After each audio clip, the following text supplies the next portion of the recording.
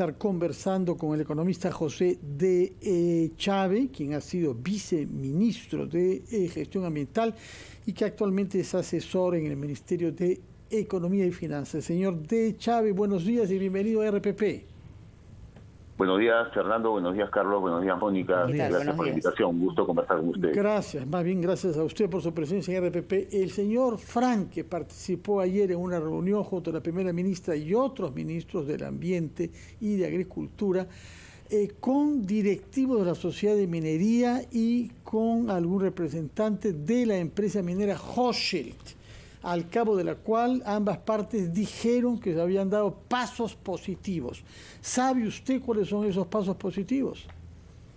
No, la verdad que no, pero efectivamente, como usted menciona, la evaluación es que ha sido una primera reunión, un primer encuentro positivo, y creo que debe marcar la pauta de lo que va a venir, ¿no? Si uno revisa los últimos acontecimientos, hace menos de un mes estábamos en una situación sumamente complicada en la zona, con un conflicto que había escalado, con bloqueo de carreteras, mucha violencia, entrada a un campamento.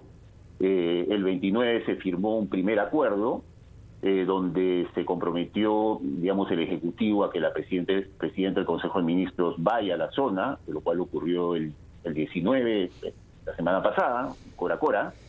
Después, bueno, hemos tenido un fin de semana con diferentes interpretaciones de lo que se había firmado, tenemos el acta, y a mí me da la sensación que con todo lo difícil y todo lo complejo, el proceso está encaminado por las vías institucionales, por las vías de diálogo y creo yo también por las vías pacíficas, que es lo que todos esperamos que ocurra, ¿no? Sí, señor de Chávez, entiendo, y usted me confirmará si es cierto o no, que usted sí tuvo una reunión ayer, probablemente más temprano, con la presidenta del Consejo de Ministros, Mirta Vázquez, me imagino como consejero, asesor del Ministerio de Economía y Finanzas, porque, claro, toda esta circunstancia, más allá del acta, que lo he escuchado, usted ha leído con sumo cuidado, así lo he entendido, la afirmación de la primera ministra tuvo un cariz político que desencadenó toda la reacción y hoy, digamos, hay en este momento signos de interrogación en relación a la confianza de parte de las propias mineras, pero también de parte del sector en general empresarial. En esa reunión con Mirta Vázquez, si es que la tuvo, ¿cuáles fueron los puntos que se tocaron?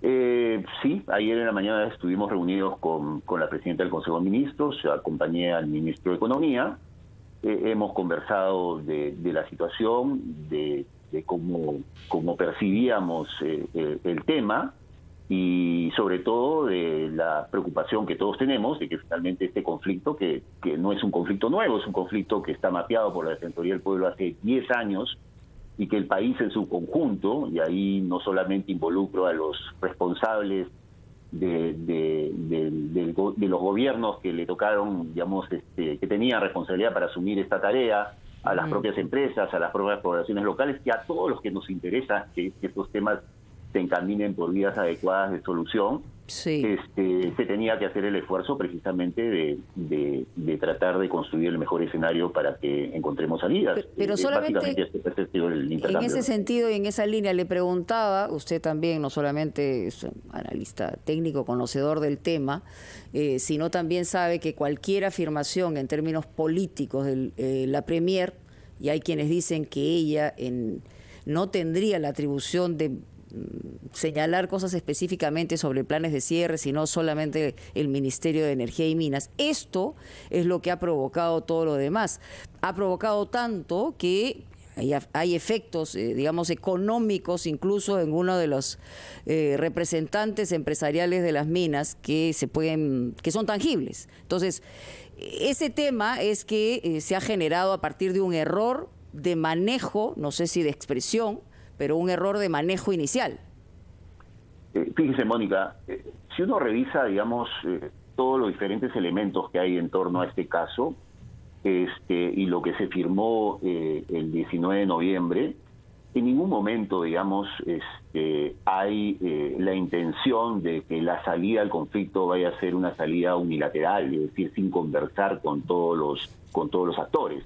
En la misma acta del 19 de noviembre se menciona claramente que se va a conversar con las empresas. Entonces, pensar que la presidenta del Consejo de Ministros estaba ideando una salida unilateral, me parece que no es muy realista.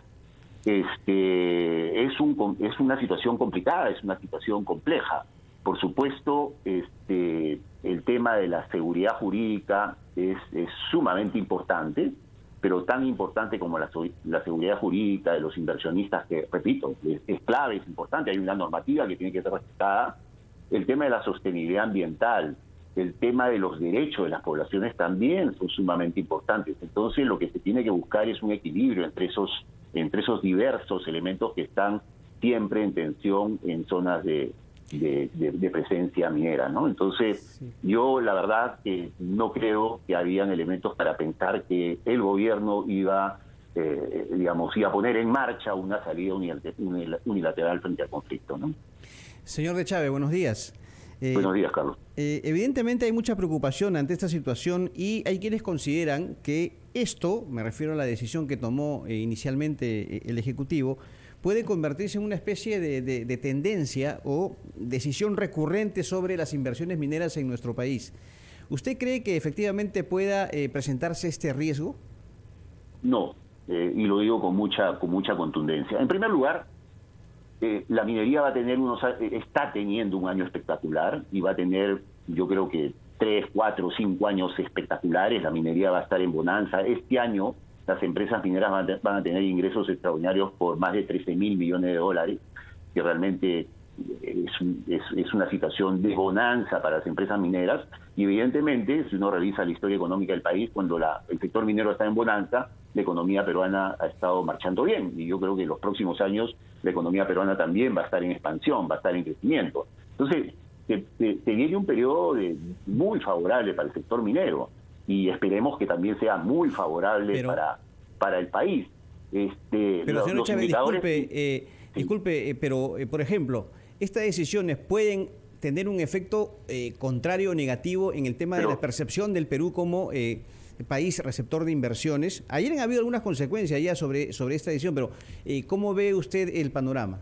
Pero te vuelvo a responder. Yo creo que no. Yo creo que estamos en una situación, en un contexto extremadamente favorable para el sector, y el Perú, por diferentes elementos, tenemos los costos de producción a nivel mundial más bajos en el caso del cobre. Somos un país competitivo, hay una cartera de proyectos de inversión muy amplios, y yo creo que la tarea que tenemos, finalmente los conflictos sociales que se producen en torno a la minería son indicadores de que algo no está funcionando bien y hay que buscar corregir, mejorar lo que no está funcionando bien para que esos equilibrios se comiencen a construir. Pero no me queda claro a qué tipo de decisiones se refieren, porque, insisto, yo reviso el acta y ahí no hay ninguna decisión unilateral en contra de los inversionistas. Lo que se anuncia es que hay unos planes de cierre, ¿no es cierto? Que en algunos casos... ¿no? Más que planes, decisiones tomadas, decisiones que nunca se dice que son irreversibles, pero sí lo dijo la señora Vázquez cuando ella habló. El acta sí habla de cierre. A ver, Fernando, el acta, lo que dice...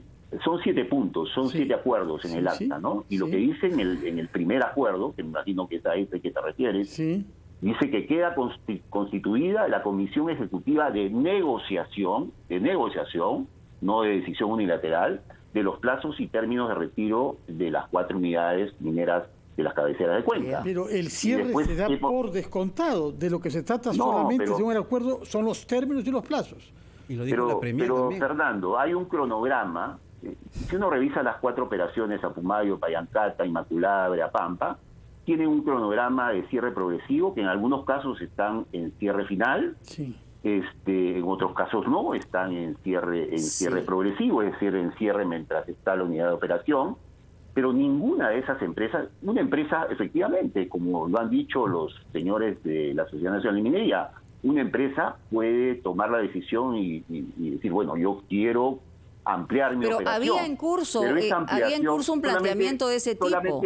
Solamente para acabar mi idea, Mónica, esa empresa que dice yo quiero quedarme 20 años más, no es que automáticamente se va a quedar 20 años más. Correcto. Tiene que presentar o un estudio de impacto ambiental o tiene que presentar una modificación de estudio de impacto ambiental. Y esa modificación de estudio de impacto ambiental, en primer lugar, tiene que ser revisada por las autoridades competentes y tienen que aprobarla. Pero creo que nadie le discutía eso, señor de Chávez. Creo que eso final, no estaba discutiéndose. El último dato es que una modificación de estudio de impacto ambiental pasa por audiencia pública, es decir, tiene que ser presentada a la población.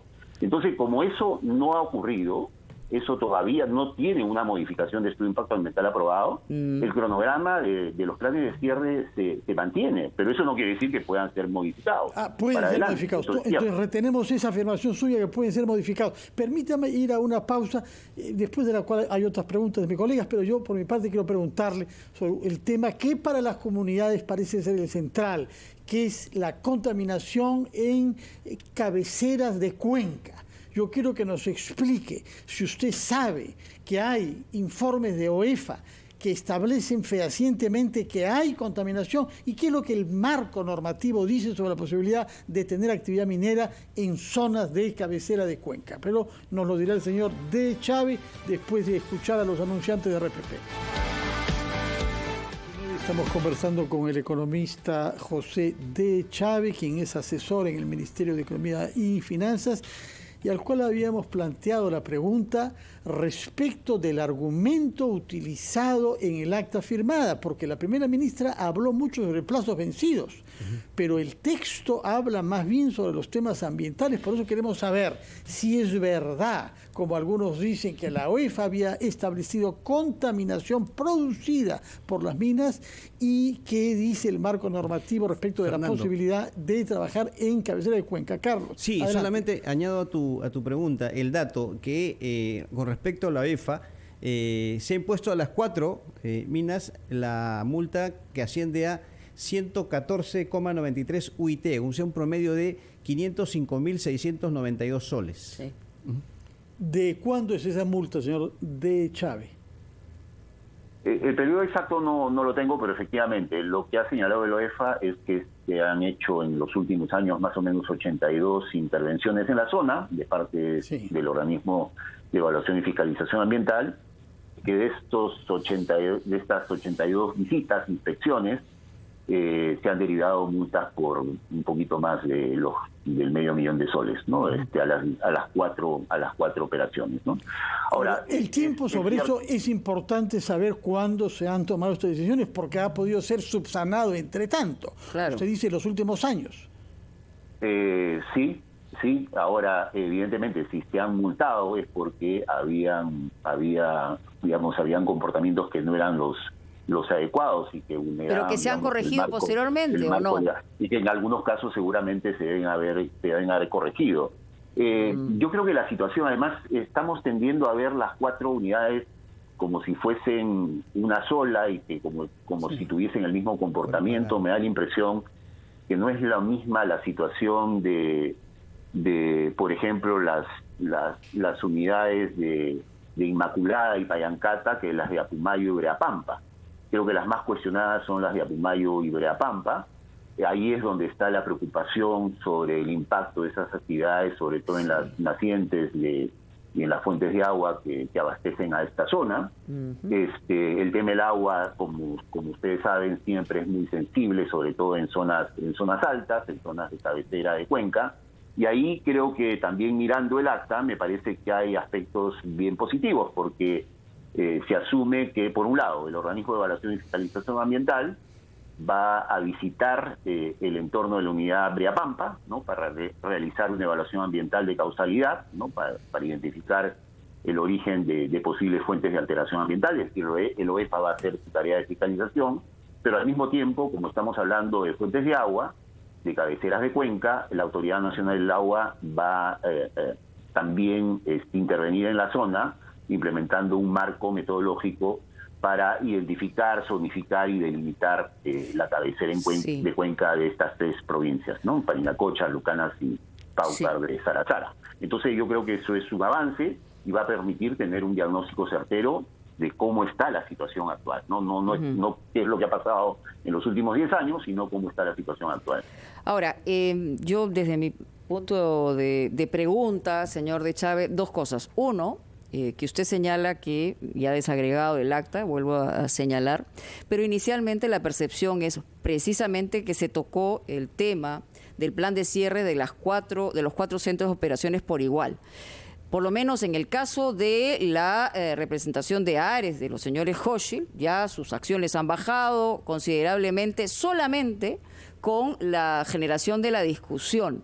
Y el problema está en que con este comportamiento que puede percibirse como errático, las nuevas inversiones están en cuestión. O sea, ese es el problema también de fondo. Y además se ha elevado la expectativa de las comunidades que probablemente en la letra chica no van a estar en el impacto de lo que afirmó la presidenta del Consejo de Ministros. Ante eso, usted que tiene experiencia también en el otro ámbito, ¿cuál es la solución?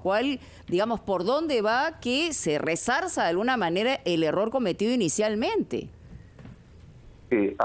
Mónica, a mí me ha tocado estar, digamos, en varios conflictos vinculados a la minería, tanto asesorando a comunidades, a poblaciones afectadas, como también representando al Estado peruano, ¿no?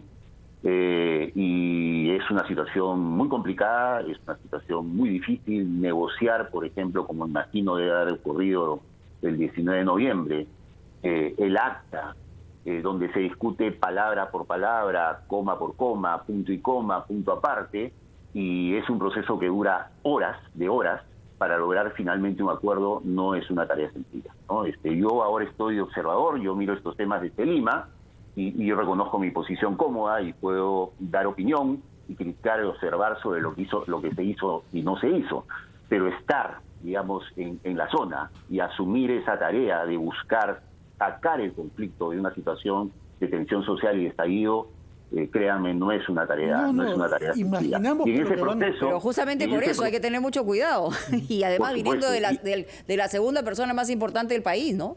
Pero yo estoy seguro que ha tenido mucho cuidado. Yo estoy seguro que ha tenido mucho cuidado. Y el acta que es el producto final de esta negociación, me parece que es un acta correcta, que no anuncia ninguna salida unilateral, que no afecta a los derechos de los inversionistas. Y después se han sacado comunicados para presentar con mucha claridad que las 4 operaciones tienen situaciones completamente diferentes, completamente distintas. Entonces, yo creo que si estas 3 empresas, porque son 4 operaciones, pero son 3 empresas involucradas, pretenden quedarse en la zona 20 o 30 años más, por supuesto, tienen que cumplir con la normativa y el Estado tiene que hacer respetar la normativa, pero la enorme tarea que tienen por delante es construir una relación de respeto y de confianza con la población, que es evidente que hoy en día no la tienen.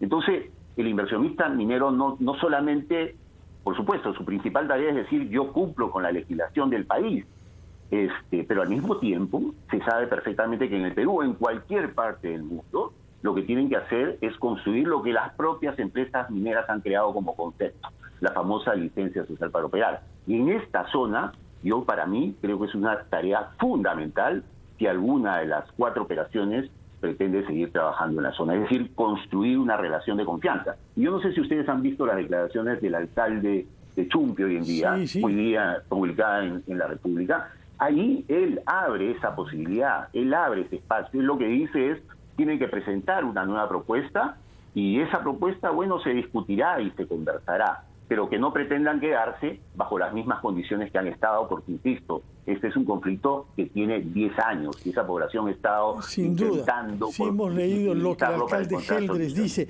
Ahora bien, usted diferencia entre los 4 sitios mineros. En el caso de Apumayo, que ha sido incendiada, lo que dice la empresa, que el señor Chino, gerente general, es que ellos cuentan con el apoyo de la comunidad y que la comunidad ha pedido garantías a la policía porque son personas que vienen de fuera, nos ha dicho él, las que han incendiado las instalaciones y las que pretenden privar de trabajo a los comuneros de la zona que sí quieren que haya minería ahí. ¿Sabe usted la realidad de lo de Apumayo? Lo primero que quisiera decir es que creo que hay que rechazar cualquier acto de violencia, ¿no? Y lo que ocurrió efectivamente... Y sancionar también, ¿no? Fueron actos de violencia, ¿no? No se reprocha eso en el acta, ¿eh? No hay ninguna referencia a ese tema en el acta. Y por supuesto, a los que sean responsables tendrán que asumir las consecuencias. Yo digo, si el señor Chino dice que tiene respaldo de la población digamos, vecina a la operación minera, yo digo, perfecto, me parece muy bien. Lo que también sabemos todos es que uno de los principales cuestionamientos, una de las unidades más cuestionadas en la zona es precisamente Apumayo. Pero además, Apumayo es la empresa que tiene un cronograma de cierre final, es decir, no está en cierre progresivo, está en cierre final, que tenía que ocurrir entre el 2019 y 2021. Si no ha ocurrido y esta empresa pretende ampliar sus operaciones, bueno, tendrá que presentar pues una modificación del estudio de impacto ambiental. Insisto, esa modificación del estudio de impacto ambiental tiene que pasar por un mecanismo de participación ciudadana, tiene que pasar por una audiencia pública. Entonces, bueno, ahí veremos pues si hay condiciones para que esta empresa siga operando. Muy bien. Señor José de Chávez, ex asesor del MEF y ex viceministro de Gestión Ambiental, muchas gracias, muy amable. Muy buenos días. Gracias a ustedes y siempre a su disposición. Gracias, José Chávez, buenos días. Bueno,